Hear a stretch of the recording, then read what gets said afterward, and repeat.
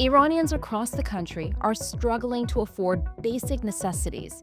To give you an idea of just how bad things are, an average worker earns about $120 per month, while official estimates suggest you would need a minimum of $500 a month to survive for a family of three. Now, the Iranian currency is plummeting once again, dropping to a staggering low of just over 1 million rials to the US dollar. That's a loss of more than half its value since President Masoud Pezeshkian took to office in August. Now, the big question, are we starting to see the early signs of Iran's economy collapsing? Is this a result of the maximum pressure policy? And what does this mean for the future of Iran's clerical establishment? To help answer these questions, we're joined by Mohamad Machine Chian, a senior researcher at the Center for Governance and Markets at the University of Pittsburgh, and Mahdi Ghodsi, an economist at the Vienna Institute for International Economic Studies. It is a real tragedy. There's no way around it. The situation is very dire. Muhammad calls it tragedy. I call it dark comedy. I'm Negar Moshahedi, and this is Eye for Iran. Mahdi Ghodsi in Vienna and Mohamad Machine Chian in Pittsburgh, thank you both for being here with us. Let's start off with the dire economic crisis in Iran. Now, here at Iran International, we often get messages and phone calls and video messages from the people of Iran. And I'm just going to read out a quote from a government employee in Iran. A decent woman's suit costs at least 150 to 180 million rials, which is about 159 to 191 dollars. My salary is 102 million rials, which is about 109 US dollars. And 70 million of that, so $74, goes to rent. How can I buy new clothes when I can barely afford food? Now, of course, it's Nowruz, the Persian New Year holiday, and Iranians are really struggling. Let's put the plunging rial into perspective here, which is just over 1 million per dollar. Mohamad, let's start with you. Your reaction, first of all, to that quote, and what does this record low rial mean for Iranian people, just everyday people? Absolutely. The way I would characterize it is that it is a real tragedy. There's no way around it. And Iranian people have been, their purchasing power, their quality of life have been steadily dropping for the past couple of years. But especially the past year has been a disaster. And unfortunately, there's no policy in place. There's no plan at work in countering that situation, in reforming that situation, in improving the situation. So, unfortunately, this tragedy, and it is, believe me, it's very difficult because me personally, for example, I've been following Iran's economy for the past 20 plus years. And so it has been my job to follow the economy. But especially in the past few years, it's becoming increasingly more difficult to follow it, to analyze it. And so even for me, and I'm living in the free world and I have a relatively comfortable life, but even following that situation is difficult. Imagine living that situation. Uh, and Again, unfortunately, there is no light at the end of this tunnel, which is a shame, by the way, because President Pezeshkian had so many opportunities, and before him, President Raisi as well. Both of them, they had so many opportunities to change this dynamic, to change the situation, and of course, Supreme Leader, he has had dozens of opportunities in the past 35 years. Nonetheless, they have other priorities. They continue to follow those priorities, and the welfare and the quality of life, the purchasing power of average, ordinary Iranians doesn't seem to be even on their radar, let alone a priority. Now, what were some of those opportunities? Can you describe it to us? And what are their priorities, if you could remind our audience? Oh, absolutely. At least the most recent one was the President Pezeshkian had an opportunity to put together the next year's budget. And of course, his inauguration was a disaster. After that, they lost the he could have because, for example, President Rouhani, he refused to invite Ismail Haniyeh, terrorists of Hamas and Hezbollah and so forth. He consciously decided not to invite them. President Pezeshkian could do the same. He didn't. He made it into a Hamas campaign, his inauguration. And of course, it went awry very fast.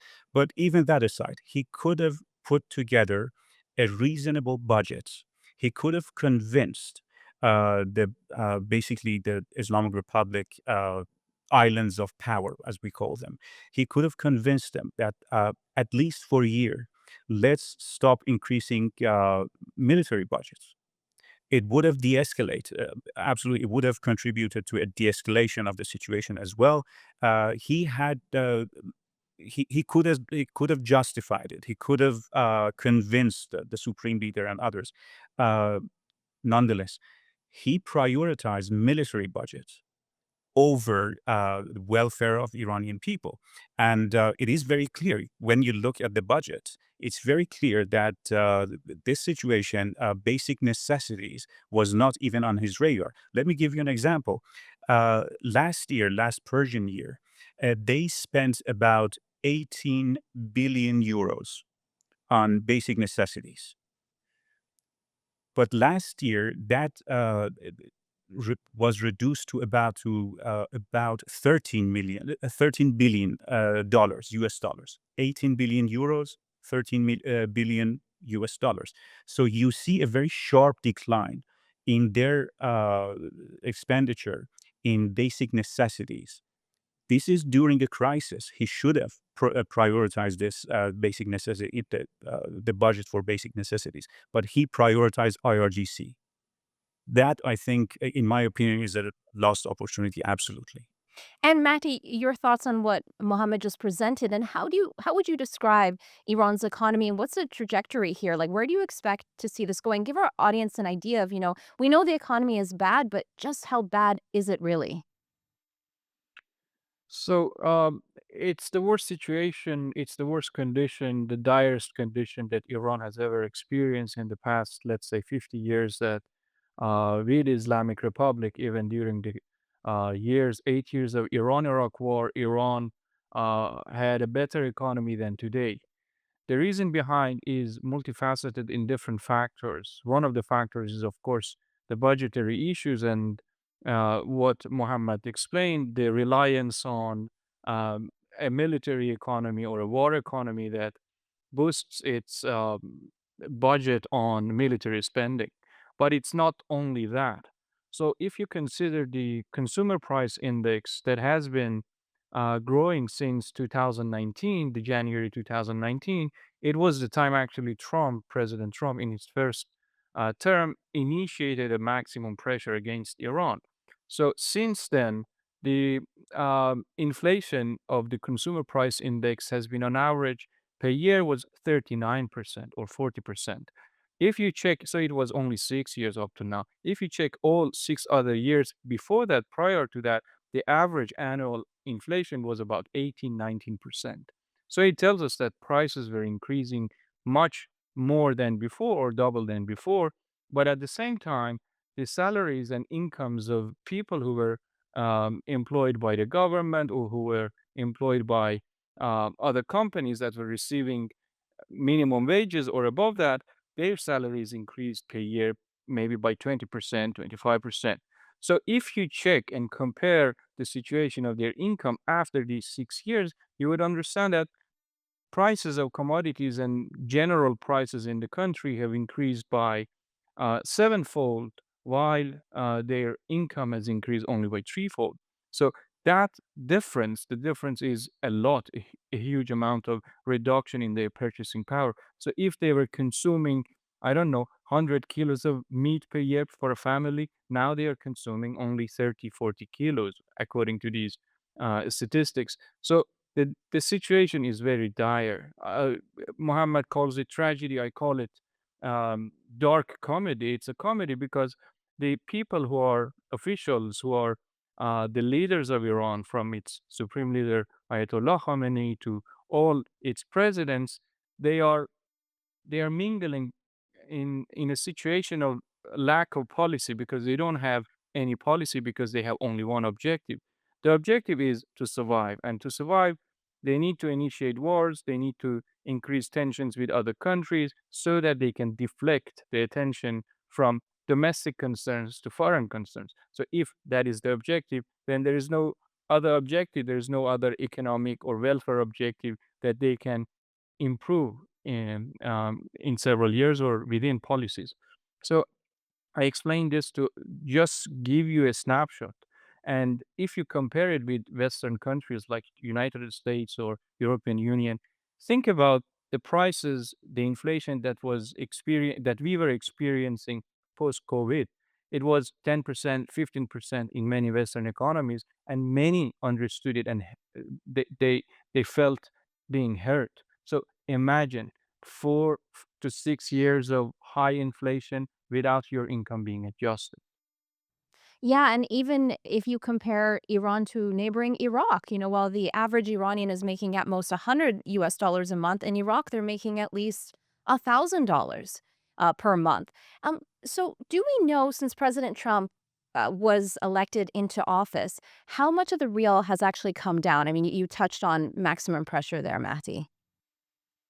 Yeah, so if you compare it since if you compare real since President Trump being elected, it's about 25% that it has been being depreciated, and it was just 2 months. If you compare it with the beginning of the previous year, which was March 20th, 2024, it was 66% depreciation of real. It means that if people were dependent on the imports of uh, necessities or primary commodities like meat, um, other products like even oil, wheat, all of these prices should have increased. The prices of these commodities should have increased by at least 66%. But the increase was even much more than that because real was depreciating, and at the same time, um, global commodity prices was increasing. So it was a uh, double sword for Iranians who are living in Iran and who are dependent on imports. Now, let's talk about exports, oil exports specifically. President Trump has vowed to reduce Iranian oil exports down to zero. My first question is that even feasible?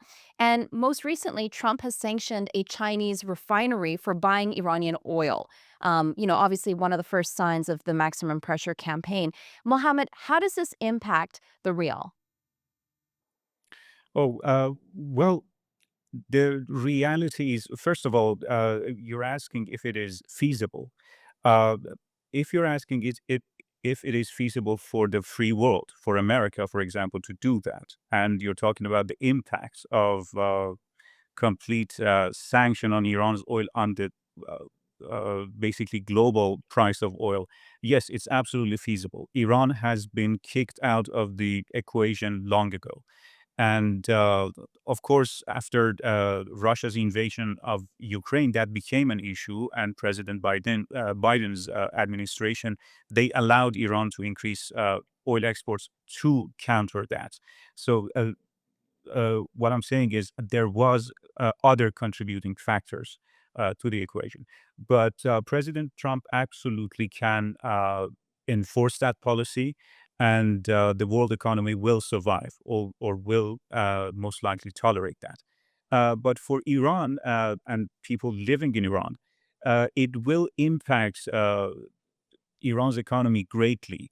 And I should preface this perhaps by saying that currently, at the rate they are exporting oil, basically the oil revenue is barely sufficient for pension funds. Basically, the pension funds are showing great losses. And if you want, we can get into that. It's uh, another tragedy, another disaster, I should say. Nonetheless, it's barely sufficient to pay for the pension funds, the pay-as-you-go Bismarckian pension funds. Uh, but even that aside, the reality is basically Islamic Republic tries to stabilize the price of basic goods and services by throwing money at it. And in order to do that, they need US dollars. And when they cannot sell oil, they don't have their foreign currency reserves in US dollar. When it is decreases, they no longer can continue those policies. When they cannot continue those policies, a number of things happen. Uh, First, the inflation jumps. The real U.S. dollar exchange rate jumps, spikes, I should say, and the price of everything goes up. Uh, Government no longer can subsidize many things that they have been subsidizing for decades anymore. And President Pezeshkian's priority have been to reduce those subsidies without really alarming people. But people are noticing because especially all of these things are happening at the very same time. So you mentioned at the beginning the real situation for average Iranians. This can make that situation even worse. It can compound that situation, and I'm afraid that is exactly what's going to happen in this year. Now, would this actually lead to Iranian people rising up against the Iranian government? Like, I realize that this is obviously the point of the foreign policy to make something like that happen. I'd like to get both your guys' thoughts on this. Following what Mohammed said, actually, the Iranian oil is very important, but it is not distributed equally across all Iranians. So it's about maybe 18-20% of GDP in the previous year. Um, I mean, the year that was ending in March 20th, 2024, about 20% of the total GDP of the economy was through the sales of oil. But average households did not earn anything out of that because the revenues from oil was distributed for other priorities of the Islamic Republic, as Muhammad earlier mentioned, to military spending, to the propaganda machines, and also to suppression of the society. So there's a huge amount of budget and spending on suppression apparatus of the Islamic Republic. And whenever the society wants to show discontent and they want to demonstrate on the streets, they show their iron fist. And that's the thing that stops the society from showing uh, societal disobedience or protesting.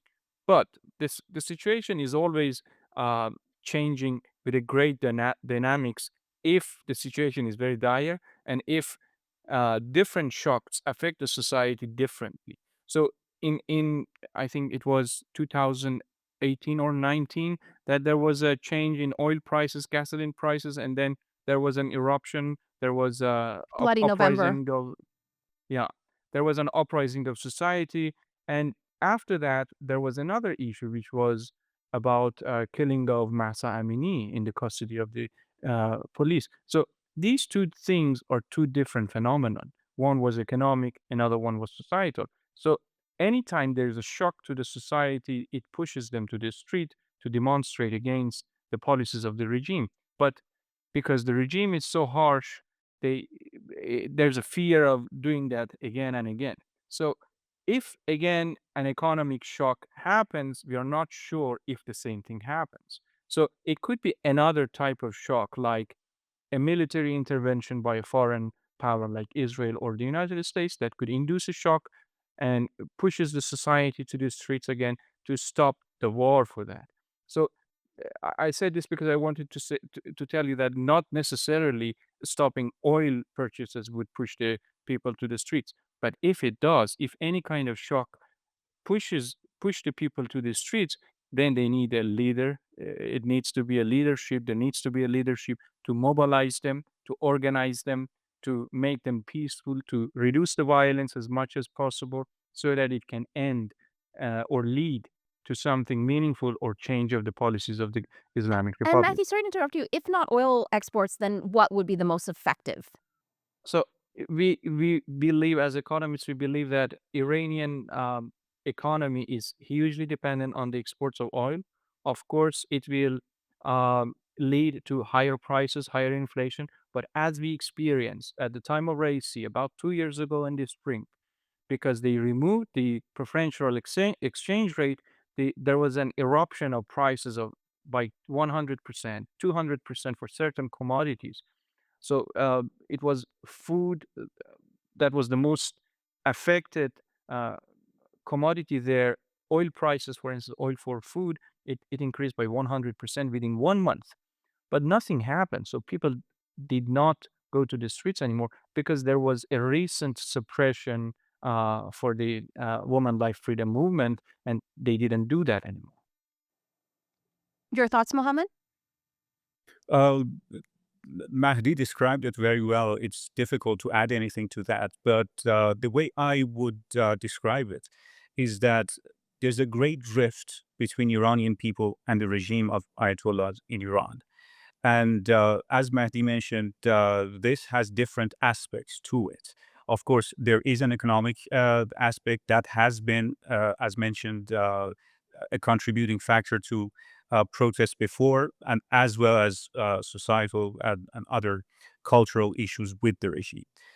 Because they don't recognize basically the Iranian culture and its values, and that creates a constant friction between people and the regime. Nonetheless, uh, probably the next, at least, protest con- with economic contribution, I would say would be the next price increase in the price of gasoline, which is on the menu in the current year.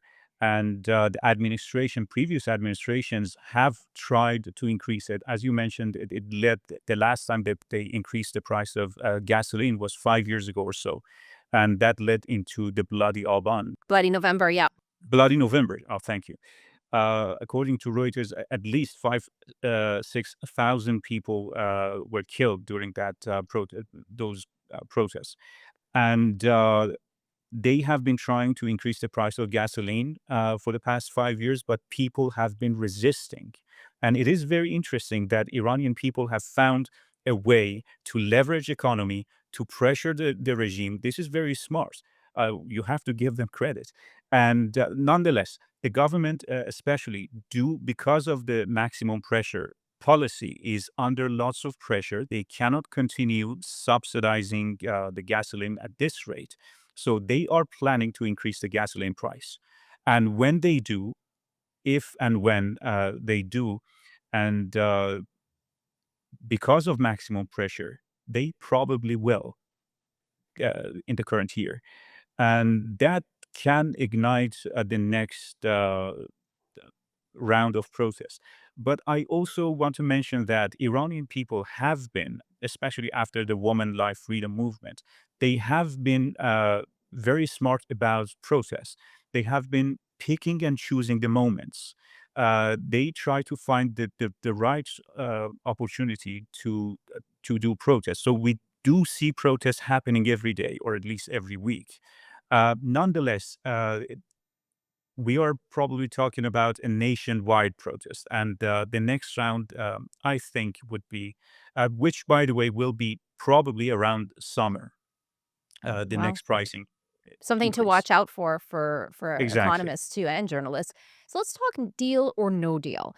There's a lot of speculation right now that President Trump could potentially be making a nuclear deal with Iran, but then there's also speculation that maybe U.S. and Israel will join in on a joint military strike on Iran's nuclear facilities. I guess to be determined, if you will. So, Mohammed, what would happen to the Iranian rial without a deal and after a potential strike, either by Israel or by the US and Israel together? The reality of Iran's economy is that the government suppresses the real value of rial. So they try to stabilize it, and they stabilize it by price fixing. Basically, they mandate a price, and they try to hold that price for as long as possible. So basically, any, especially international or regional, shock can contribute to or a decrease, as mentioned before, decrease in their US dollar reserves, because in order to keep the value, the mandated price of the value of real, they have to have U.S. reserves, U.S. dollar reserves, and we know for a fact that the reserves have been in crisis, basically in a very critical situation. So any shock, especially an attack on infrastructure or things like that, can contribute to a very significant price spike, basically. Additionally, Iran has been dealing, unfortunately, this is I completely agree with Mahdi on this point, by the way, because this cannot be even called a tragedy. This is exactly a comedy. Iran has been dealing with gas shortage and electricity shortage. This is basically the shortage of sand in a desert. But that's exactly what happened. And if that attack includes the infrastructure, electricity, or oil and gas infrastructure, then that can completely cripple Iran's industries because, as is, without a war, without an attack, they have been crippled in the past year. And with an attack, Israel only has to attack just a couple of power plants, basically, to cripple all of Iran's industries. Imagine that. So, what I'm saying is the country at the moment is very fragile, uh, which makes you wonder about how detached the Ayatollah is from the reality, basically. Well, and all of this could potentially, as you both mentioned, potentially lead to uprisings.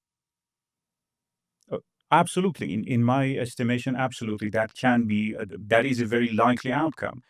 Again, Iranian people are picking and choosing their opportunities. So if they recognize an opportunity, if they see weakness, they can rise up. However, I will also add this that Israel or whoever is thinking about attacking Iran should be very careful about that because that can lead to an adverse effect that could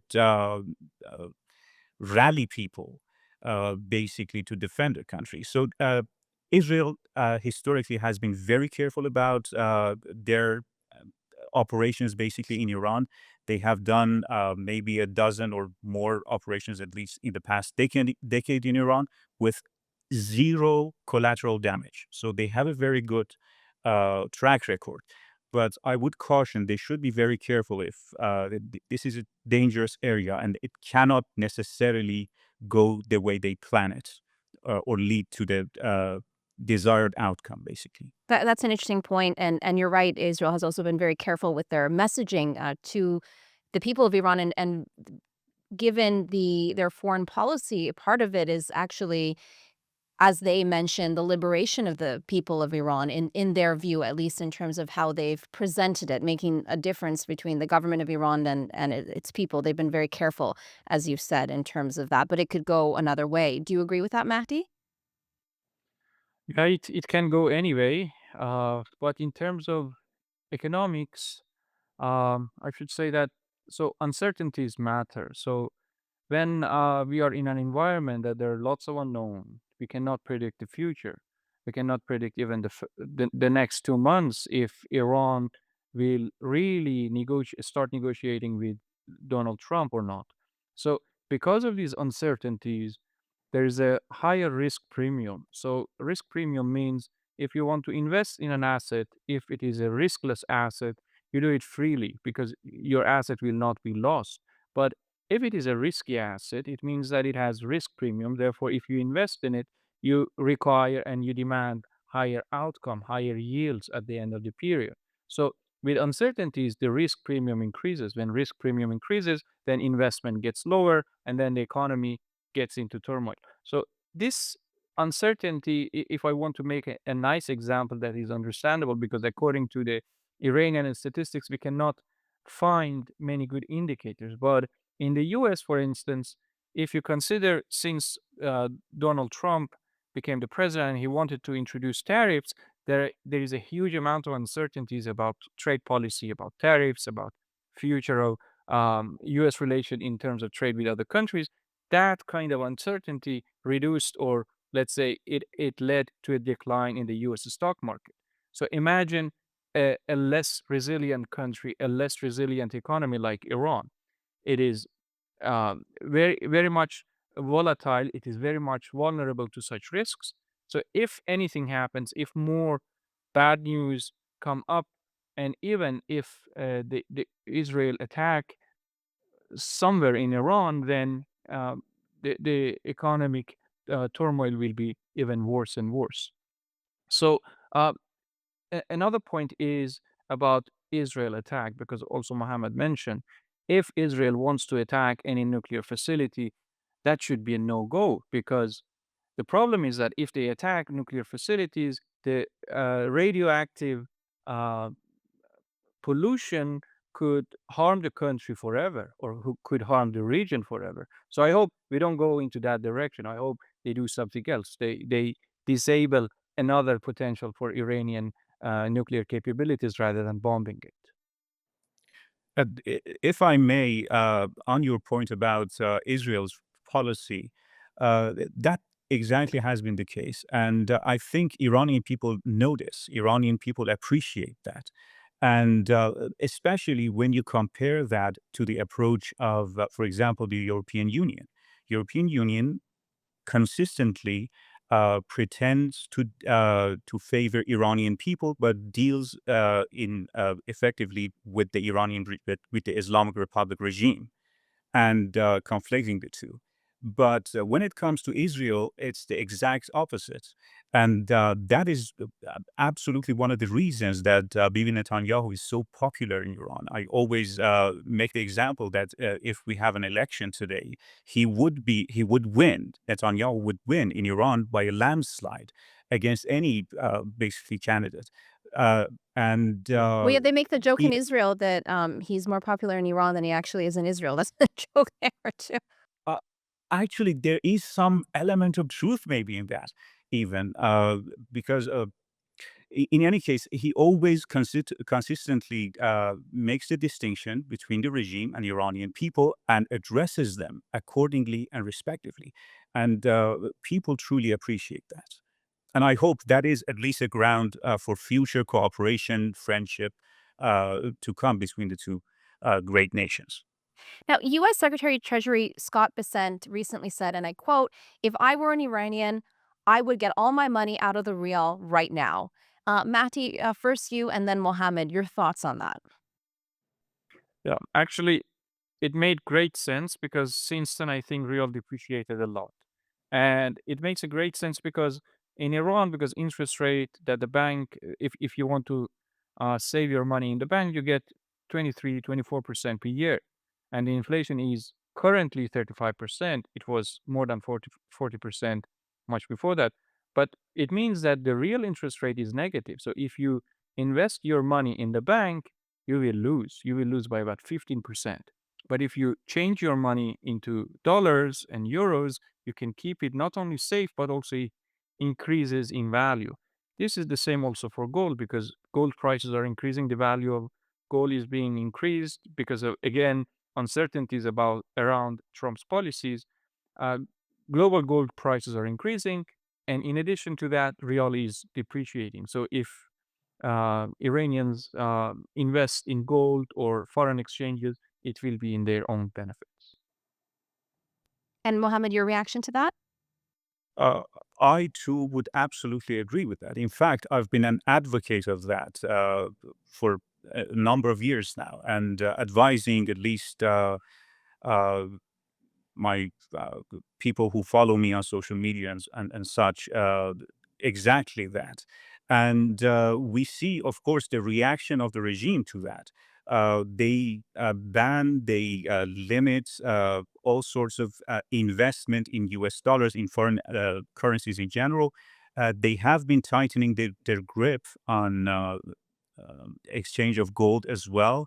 And at the same time, they've been investing in gold themselves. And you see that the Central Bank of Iran effectively has become, they are actually selling gold coins for a long time now. And that has been one of the policies of the government, which is a very, it makes sense, of course, economically, but uh,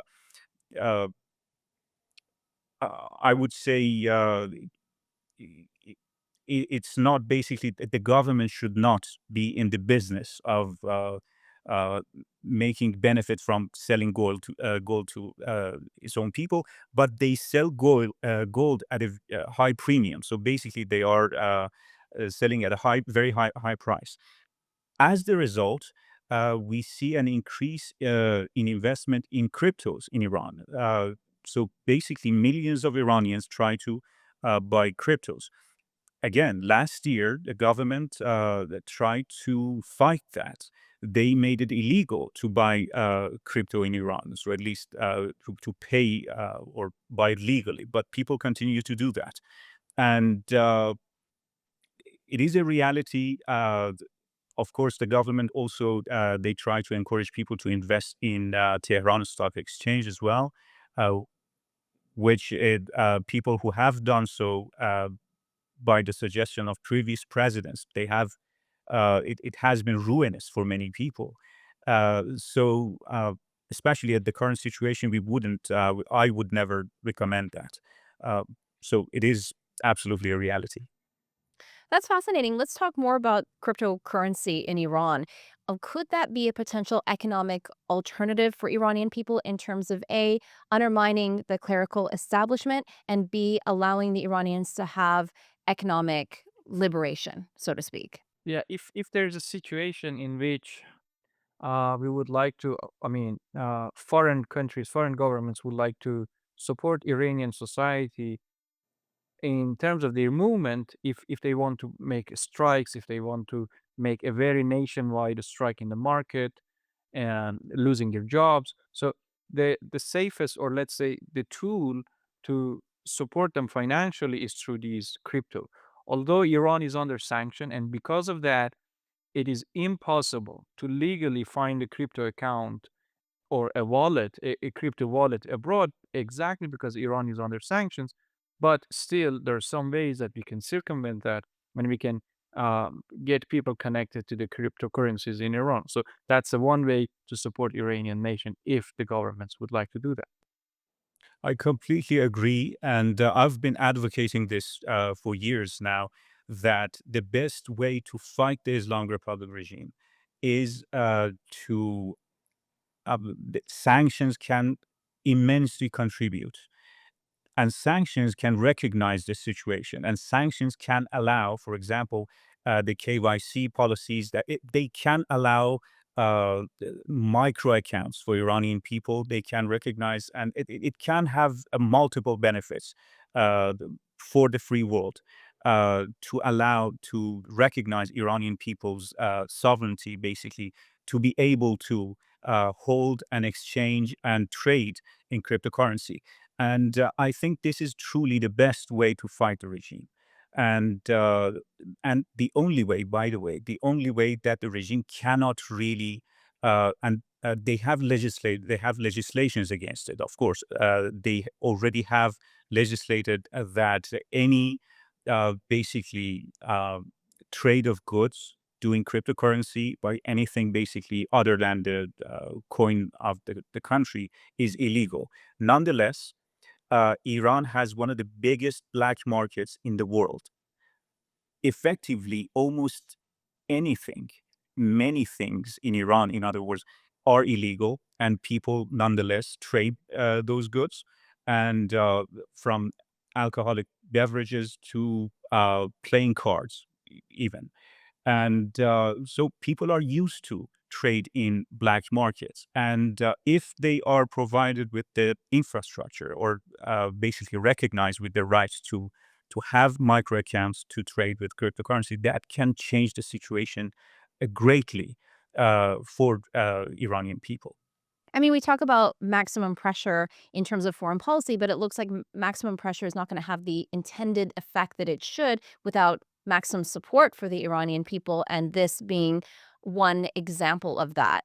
Let's talk about hyperinflation. That seems to be obviously one of the biggest issues in Iran right now, and it's affecting a certain socioeconomic class in Iran that the Iranian government claims to be part of their, support base. What is it going to do to their so-called support from this certain level of, socioeconomic society who are going to be hurting the most, obviously. Mahdi, we can start with you. Yeah. So the problem is that there's a huge amount of population that are working for the government. So according to the statistics, it's about 30%, only about 30% of the whole population that is working officially. So it means that 70 other percent are either in pension or younger, or they cannot find job, they are completely out of labor force, or they are working in informal economy. So it means that they are earning much, much less. So it means that the whole population is dependent only on 30% of population. So out of those 30% of population, I believe about 70 to 80% are working for the government or for public positions. They don't need to be necessarily loyalists to the regime, but they are working as normal employees of the government. Out of so let's say it was 30% of the population, and out of that was 80% who are working for the government. Some of them are loyalist. I don't know how much in percentage, but let's say elections could show us and tell us who are the loyalists and who are the ones that are supporting the government. So if we accept the statistics of the turnout that was around 30% or 33%, then that is the amount of loyalists who are being employed by the government and being employed by other branches of the state. So their salaries have been increasing, as I explained, less than the inflation. But the budget tells us the increase in the budget is much, much more for specific pillars of the government, like military, like intelligence service, like propaganda machines, the many propaganda machines like the ones that are in the mosques or in Qom or in many other clerical cities. So the budget of those entities have increased much, much more than inflation. So it means that they are completely supporting their base support. So it means that the rest of the society who are not loyalist and who are not part of these specific trinity of states. By trinity, I mean military, propaganda, and clerical. So if they are not part of that trinity, then their salaries have been reduced tremendously in the past years, and that's exactly why the turnout, if we believe in the statistics that they provide, the turnout has been the lowest in the past election. Well, that's fascinating. And Mohammed, can you give us a little bit of a history lesson? What was the Iranian currency like just before the revolution, at the start of the revolution, and then most recently? Well, around the revolution, $1 was about 7 tuman or 70 rial. After that, of course, they tried to keep it at that rate. And again, as I mentioned before, by throwing money basically at it to try to hide basically the free fall, which at that point it wasn't a free fall, it was a decrease. But eventually, over the years, they continued that policy instead of improving or strengthening real.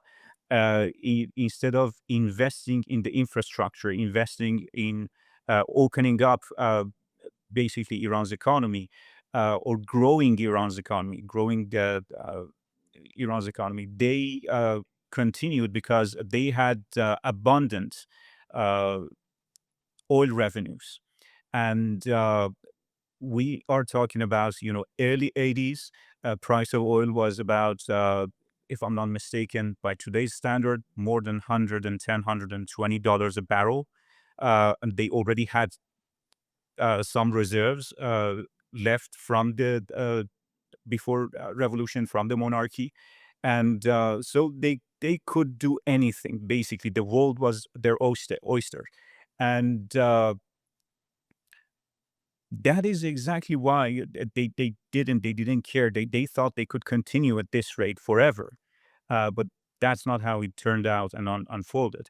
Of course, the population of Iran exploded during, as is the case during any war in any or such climates in any country.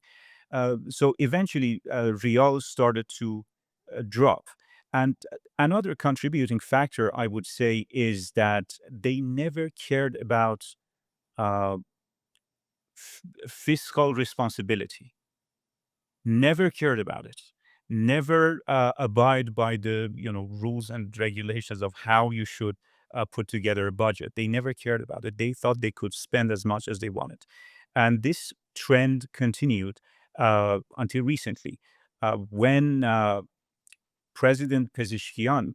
Let me start a president earlier. When President Raisi came to power, if I'm not mistaken, and please correct me if I'm wrong, the price of the U.S. dollar was less than 30,000. So we started at 7. By President Raisi, it was 28,000, less than 30. Uh, and President Raisi, of course, died on the job.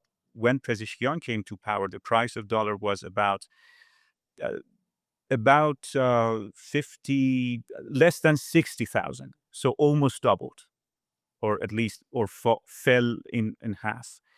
And when President Trump came to power, it was at that point it was about 80,000,